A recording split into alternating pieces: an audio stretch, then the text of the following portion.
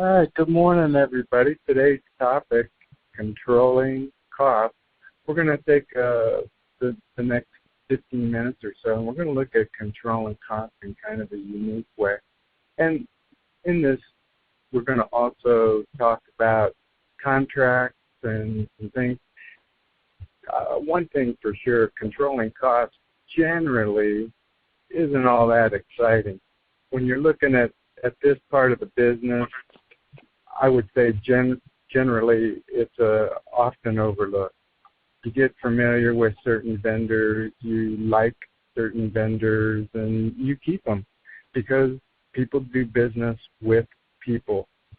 But sometimes when these relationships do get friendly, at times they also get abusive, and I would share with you that in some of these, where they're contractual relationships, the contracts might not be negotiated really well, or they just assume that this vendor's treating your dealership really right.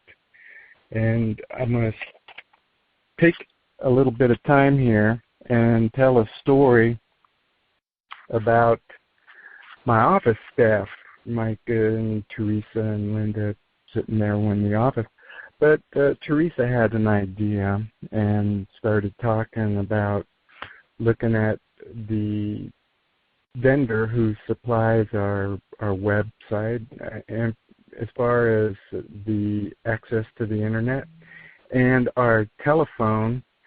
And we were using different vendors on this, and she came up with a cost savings where you would bundle these different features from one company and save my firm about $100 a month. Well, when first discussing this, change is not easy.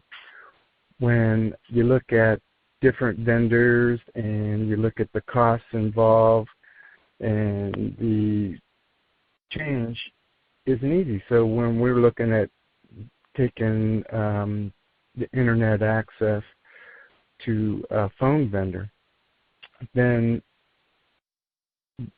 different things are involved in that aren't comfortable.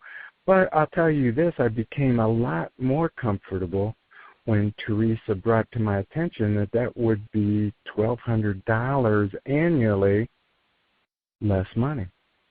Now, when you think about controlling costs, you got to look at it in a fashion such as this.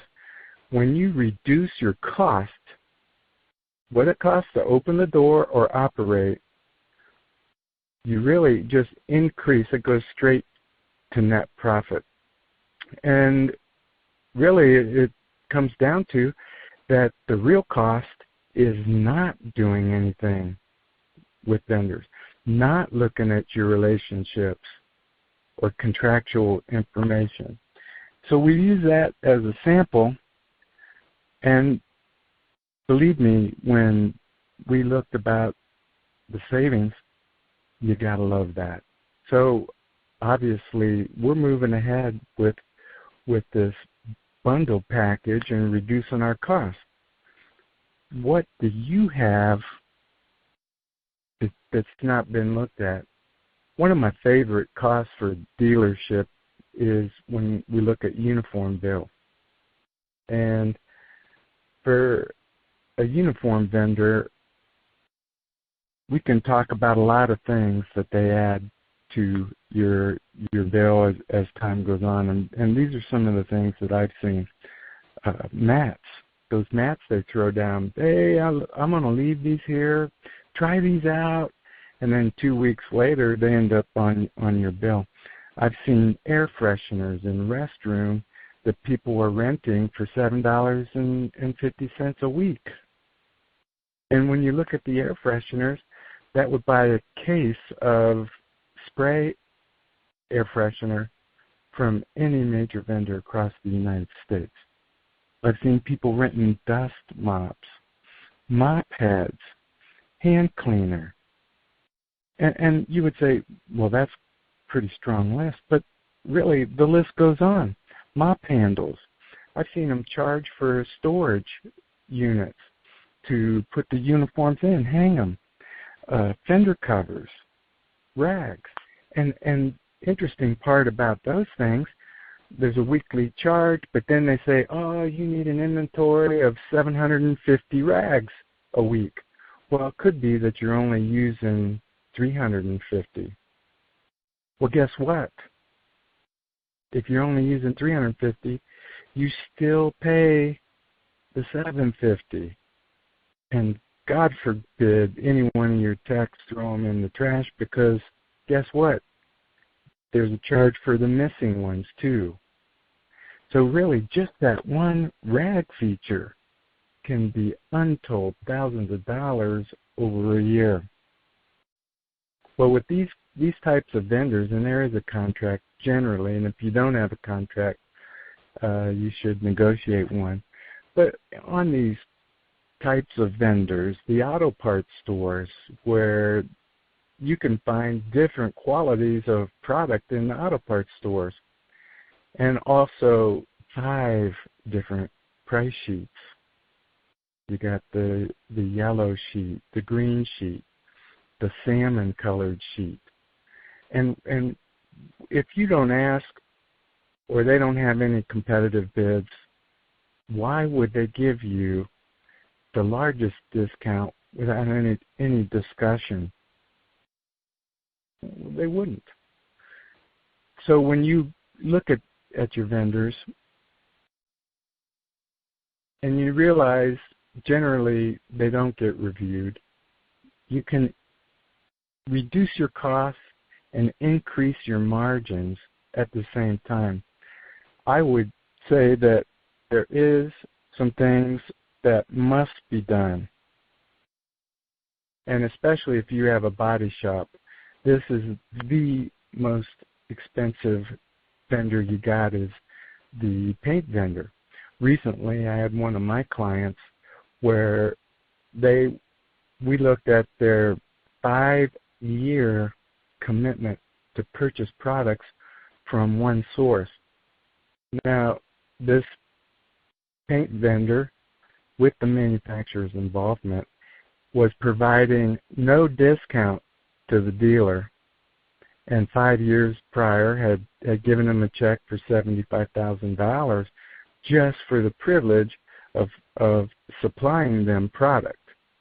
Now that is with no discount, $75,000 on a shop that's doing 7 figures. Now, at the end of that contract, I was involved in the negotiation, and the same vendor, there was not even a switch on the paint vendor, the same vendor provided $125,000 per dealer, and from 0 discounts now is providing this dealership a discount of 15%. Now, in that 5-year period, the volume is estimated to be around $800,000. Well, you can figure real quickly 15% on $800,000 matters. Now, that's with the same vendor, and that's key point here, the same vendor. So let's go over some things that I recommend you should do on an annual basis. And the first one of those, review your vendors. Go over your vendor list. Look at it. Who's supplying you the products that you're using all the time, and what their price structure is. It's fair to inform the vendors that you're going to quote their competition. And one of the things that I feel is fair is say, hey, look, we want to do business with you. We've been doing business with you for a period of time. You've done a good job. We're just going into this practice where we do have to do some competitive quotes. Would you like me to adjust your bid before we compare them? Would you like me to adjust what you're paying us before that bid process? And one of the things you'll find is a lot of the time you will get an adjustment in your pricing merely by asking. Now on the uniforms and things like that, even if there are contractual agreements, it is fair to say, hey, we had this vendor that came up with this price. Why are you so much higher than we're getting quoted right now? That's fair. And then the third part of this, when you're reviewing your vendors, act on the information. It does absolutely no one any good to look at your vendors, look at your costs, and then take these bids from competitors and take no action. Use this as a way to keep as much profit for the dealer as possible. Now, some of the costs we have to accept. They do have limits of authorization. If you're a service manager and you're looking at your expense structure and you see on there, oh man, why are we paying so much in office staff? Why is our G&A account so high? Why is the rent so high?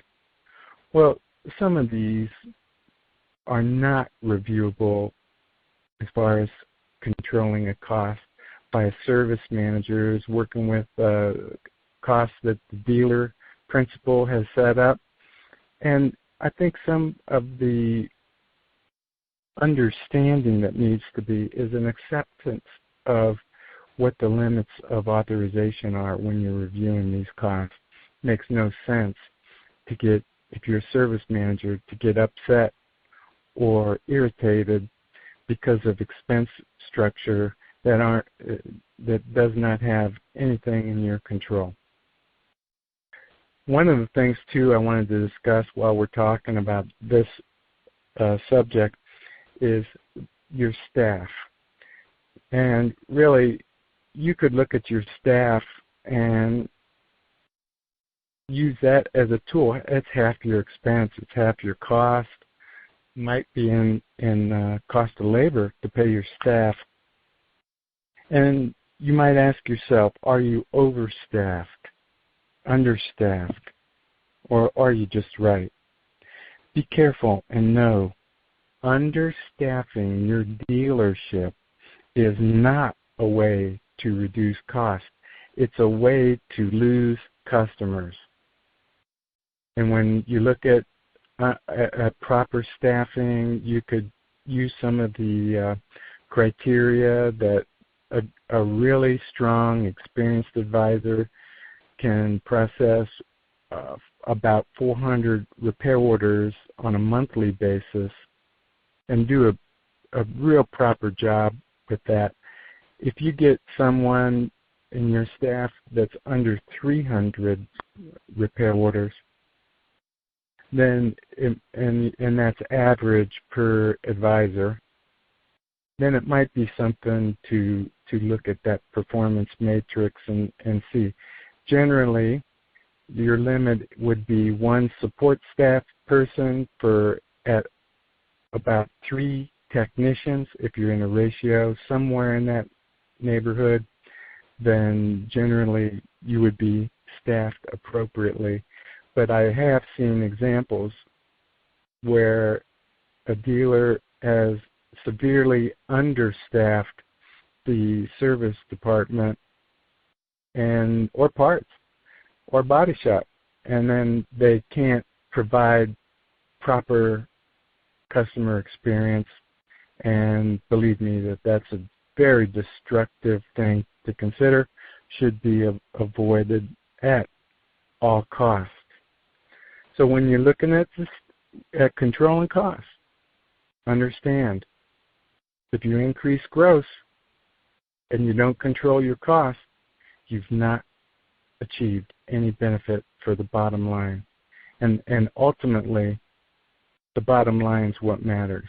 Yeah, we want to do a great job of improving gross profit, and we want to do an absolute stunning job of controlling costs. So review your vendors, inform them that you're going to have competitive bids, get at least three competitors, and then act on the information and the efforts that you've done. Now, if you want any comments or questions, you can raise your hand, as always, by pushing the number 1.